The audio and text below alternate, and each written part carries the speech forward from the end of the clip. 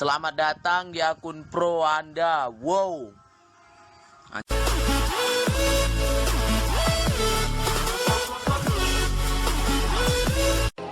Di sini saya akan memberikan tips cara and trick atau biasa dibilang tutorial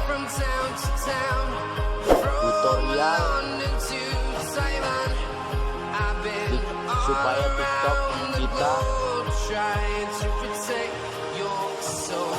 beralih ke akun pro yang tadinya akun biasa menjadi akun pro ya.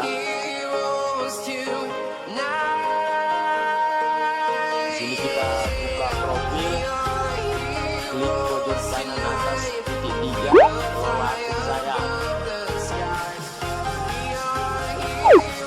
Alihkan ke akun pro di bawah ya. Kita klik lanjutkan dan lanjutkan. Kita pilih sosok publik. Di sini saya laki-laki, kalau kalian bencong silakan pilih bencong.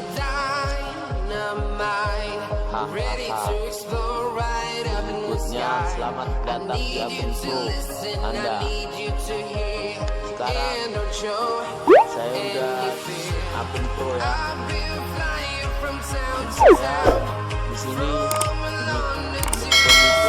mengikuti masih kosong.